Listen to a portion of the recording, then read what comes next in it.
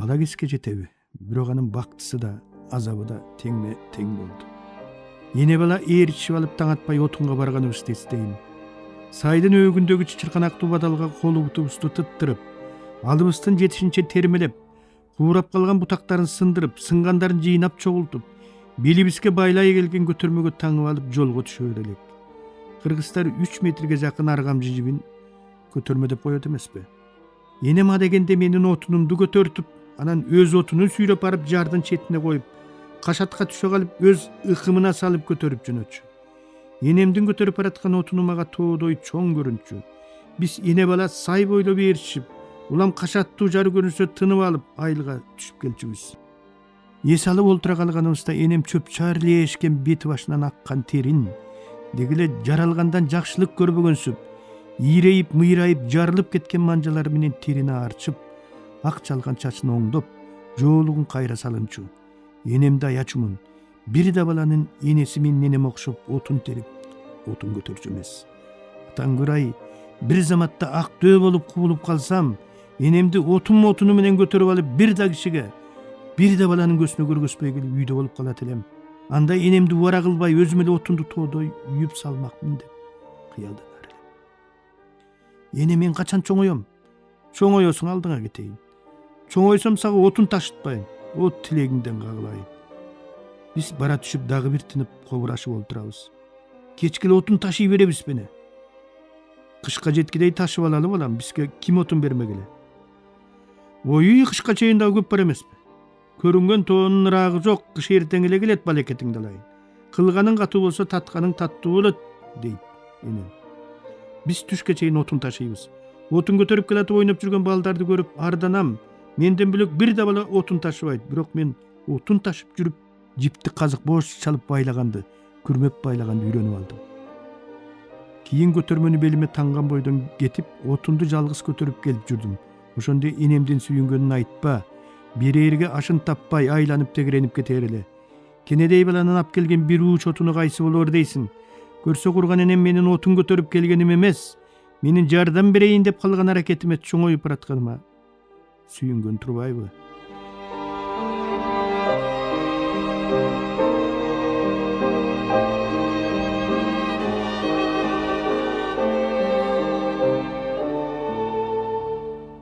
Каникулга тараарыбыз менен чач койдуруп, суулап тарап, окуу башталса дагы алдырбай жүрүп, анан мугалимдерден тил угуп, бир-эки жолу линейкага түшкөндөн кийин гана кайран чач менен коштошчу элек. Шаарда балдарга чач койгонго уруксат берет экен, а биз эмне үчүн чач койсок болбойт дечүбүз. Чач койгондун балекетин аласыңарбы? Андан көрө сабакты тыңыраак окуп алгылачы. Шаар деген шаар, айыл деген айыл. Шаарда бит жок. Силер чач койсоңор биттетип жибересиңер дейт. Дөөлөт агайыбыз. Мен ошондо мектептен кетип калып, бити жок шаарга барып чач койдуруп жүргүм келет. Бирок энемди кантем деп ойлоп токтоп калам. Кыздардын баары эле чаччан жүрбөйбү деп ичибизден кыжынчубуз. Чач койдуртпай бир аз өсүп келатса эле, эртең чачыңды алдыртып келбесең сабакка кирбейсиң деген мугалимдер бизге фашист болуп көрүнчү. Мектепте мугалимдер сабак билбеген балдарды эмне Куланакка кеткиң келип атабы деп коркутчу. Куланак деген азыркы Нарын районуна караштуу кадимки эле Куланак айылы болчу. Көрсө бул жерде облустун райондоруна трактористтерди, комбайнерлорду даярдоочу профессионалдык техникалык окуу жайы бар экен. Ошол кездери класстан класска көчпөй кала берип, жашы да, бою да чоңоюп кеткен балдарды Куланакка айдап жибермей адат боло баштаган.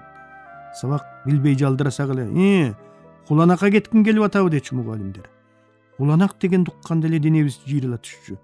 Куланак деген бизге Керимбай Токтогулду сүргүнгө айдап жиберген Сибирге окшошуп сезилчү.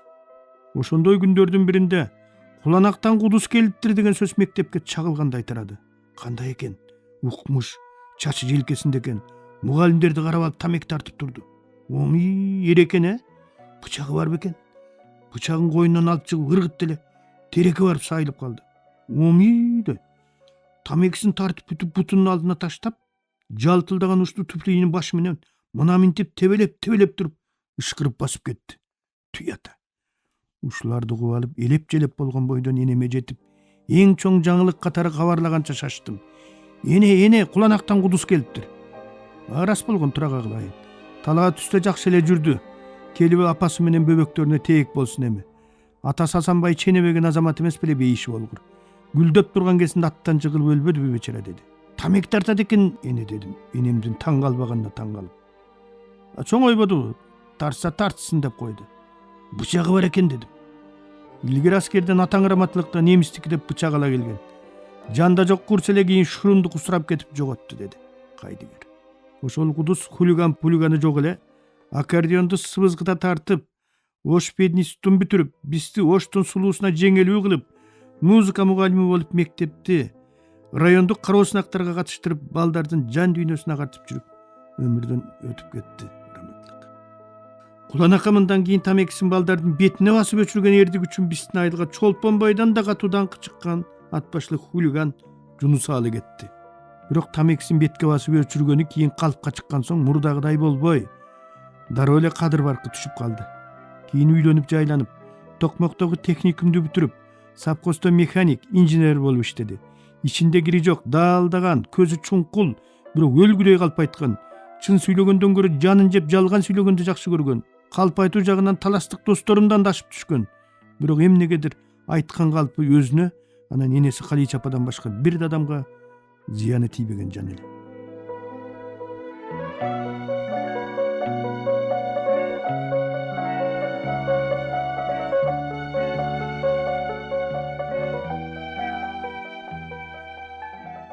Касым Жестем такыр эле сүйлөбөгөн, өз оокатына тың, 10 чакты кою, 2 уюу бар, агестеги орто чарба дегендердин эсебиндеги киши болсо, Болот Акын Жестем өмүр бою кой бакка менен коюн өткөрүп бергенден кийин колхоздон башкаларчылап биринекин койгосу курап чыкпай, чычка кулагы жок чыккан жалаң төштөрдөн эле. Учураша кетейин дедим деп бир күн эле ошол Болот Акын Жестем келип калды. Касым Жестем корооду чийненин дөңгөлөгүн сайдол менен ыракаттанып майлап олтурган. Жаңы тиктирген китил кийип алыптыр. Ошонусун көрсөтө кетейин деп келсе керек. Аябай жайдары. Үйүнөн жакшылап майлап чыккан хром өтүгүнүн майы автобустан жаңы эле түшкөндүктөн азырынча чаң жок элек. Жалтырайт. Кээде жылкынын майы менен мурутунда майлап алчу эле, бул жолу да ошентип чыкканбы, анысы да жалтырайт. Салам бергенден кийин эле чийнеге да темир дөңгөлөк салчу эле. Бизде азыр баары эле желим дөңгөлөк салып калган. Атка да жеңил. Ыргытып ийиңиз чалдагыны тейтпей деди кычырап. Жакшылап майлап койдум, буюрса ат кыйналбайт эми. Темир эмеспи, бышык да болот, көпкө чыдайт деди Касым Жестем жымыйып. Болот Акын Жестем андан ары басып уй менен торпоктун байланган жерин айланып чыкты. Уйларыңыз эмне ач күсөндөй болуп арыктаган? Кебетеси кантет? Жемден калган го. Малды да ушинтип багабы? Биз жактын уйларынын өңү мындай эмес деди. Силердин кара коюндун чөбү кубаттуу болот эмеспи? Жемин деле, чөбүн деле жеп атат. Уй бала сач курсак болот окшойт. Кудай жалгап көк чыгып калды, эми бат эле тыңып кетет деди Касым Жестем. Атыңыздын туягы да өсүп кетиптир. Биз жакта туягы минтип өстүрбөй, тегистеп турат. Болот Акын Жестем анан чөп коруктун урап калган жагына айланып келди да, ушуну оңдоп алганга кол тийбей койду, сапкос бошотпойт деди Касым Жестем актанып. Сокмода дубалбы, күн жаасы эле тей урап калат. Биз жакта короолорун жалаң цемент менен сала баштады деди. Болот Акын Жестем Касым Жестемдин жыгылып жаткан дубалын жактырбай. Аңгыча эжем чайга чакырды. Биз жерге жайылган тасмалды тегеректей мандаш токундук. Үстөл жасатып алсаңар болбойбу? Кантип олтурасыңар бутуңарды талыбай? Бизде азыр баары эле чайды үстөлгө ичип калышты деди Болот Акын Жестем. Ошентсек жакшы болот эле деди эжем.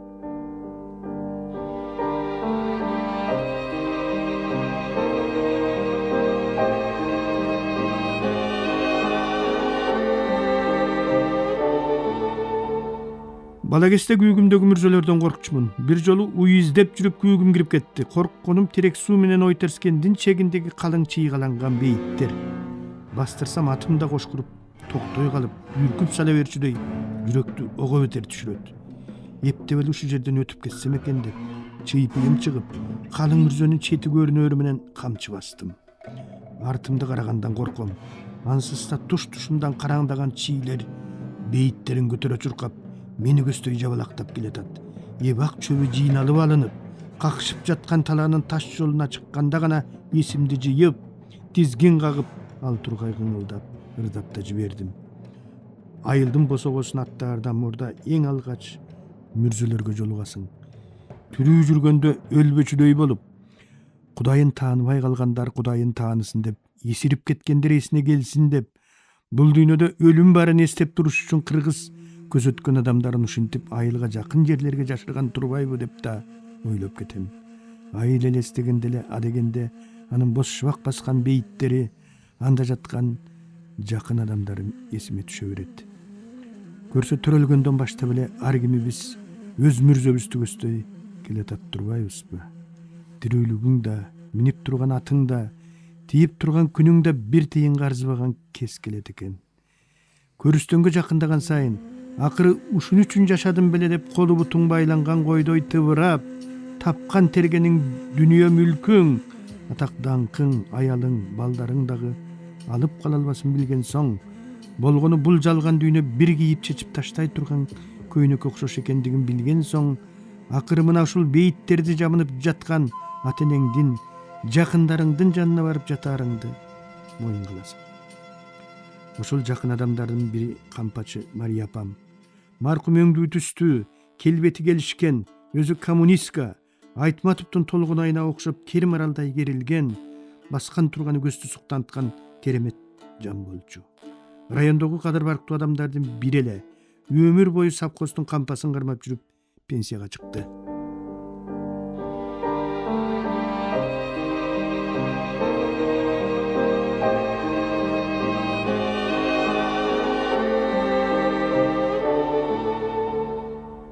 Мени айылдагылар Шакен дешет. Жеңе Шакениңди берип тур деп уунелеп алчу элгек сурагандан бетер Мария апам кээ бир күндөрү мени энемден сурап кетер эле. Мейлиң кагылайын, сага бербегенде кимге бермек элем, ала кой деп энем мени Мария апама кошуп берчү. Мария апамдын сөзүн жетим кемпир тургай айылдагы кадыр барктуу деген, аттуу баштуу деген аксакалдардан бери эки кылчу эмес.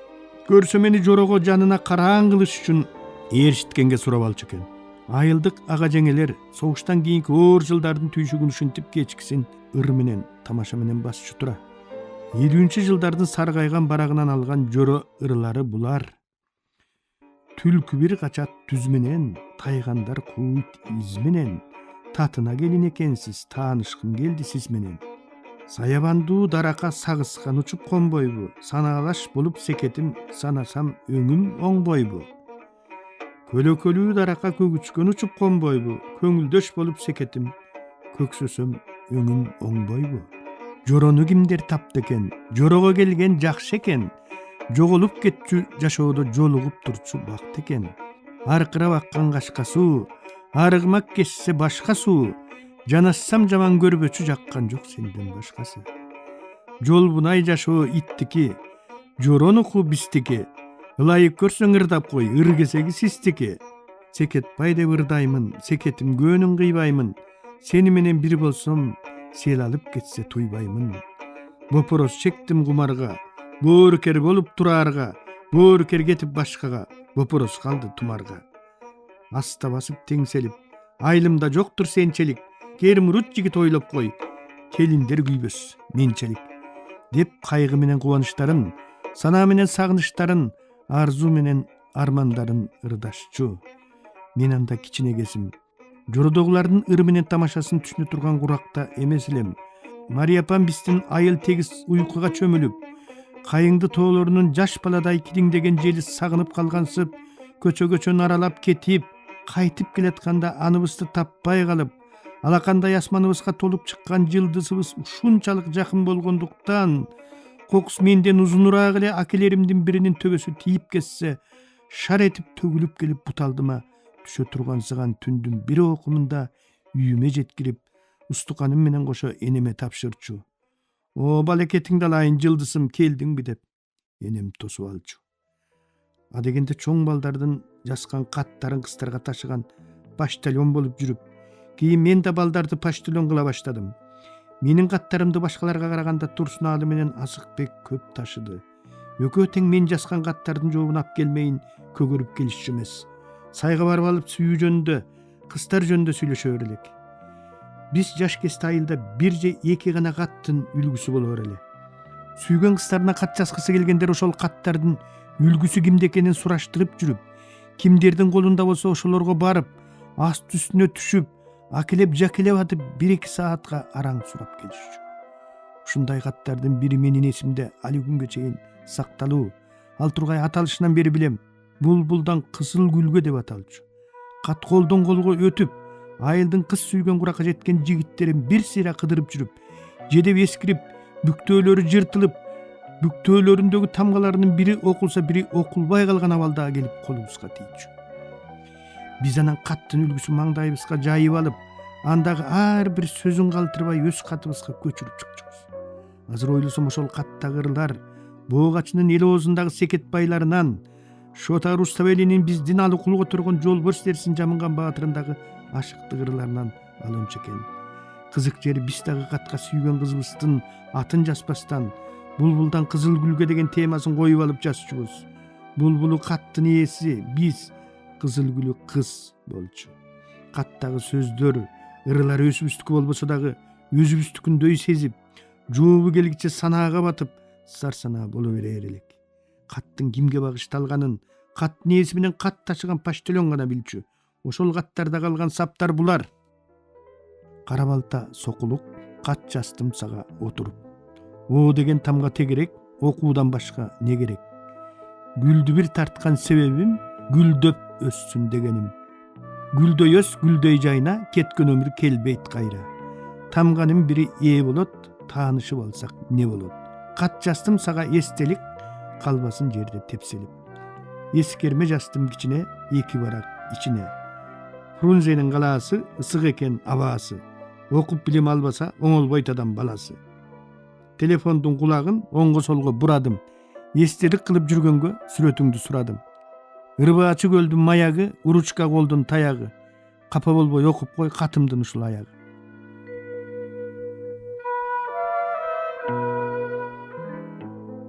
Кийин анан биз көчүрүлгөн катты эмес, өз катыбызды жаза баштадык. Бул да өзүнчө жүрөктөгү кичинекей революция болду. Айылыбызда биз биринчилерден болуп сүйгөн кызыбызга китептерден алынган, же эл оозунан чогулткан бирөөлөрдүн чоочун, ой санааларын эмес, өзүбүздүн жүрөгүбүздөн чыккан ой тилегибизди айтууга жол салганбыз. Мен сырттан караганда болбураган жоош сары бала болгон менен, жооштон жоон чыгат болуп, 7 класстан тартып тришундуктай кат жазгыч болуп кеттим. Мага ал тургай сүйгөн кыздарын арнап чоң балдарда кат жаздырып алчу болду. Сүйүү каттарын таза пейил, таза ниет менен, андан да жөн сыя эмес, кызыл сыя менен жазчу болдук. Мен кызыл сыяны энемдин жүн боёгон кызыл боёгунан сурап алып, пенициллиндин бөтөлкөсүнө чылап келер элем. Анан катты баштаганда эле жакшы көргөн кызыбызга бул катты сыя эмес, жүрөгүмдүн каны деп бил деп аягына 3 илеп белги коюп туруп баштаар элек. Ошондо катты чын эле сыя менен эмес, каныбыз менен жазып аткансып жазчубуз. Каттын аягына жебеже канжар сайылган жүрөктүн сүрөтүн тартып, анын учунан шорголотуп кан тамчылатып койгонубузду кантесиң. Кудай Таала мага өңдөн бак айтпады. Өңдөн бак айтпаганына карабай делбектеп, болгондо да кыздардын өңчөй өңдүү түстүүлөрүн, эң эле сулууларын сүйгөнүмдү айтпайсыңбы?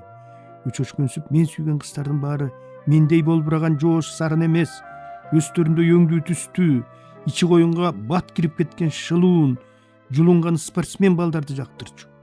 Ошондо өңдүү түстүү боло албаганым менен, ичи коюнга кирип кеткен шылуун боло албаганым менен, спортсмен болгум келип, жеңил атлетикага катышып, 100 метрге чуркоодон айылдан астыма адам салбай, жалгыз турсам менен райондогу чемпионатка катышып, аз жерден чемпион боло жаздап барып токтогом. Бирок мен сүйгөн кыздар менин чемпиондугума түкүрүп да койгон жок. Ошондон кийин спортту да таштадым.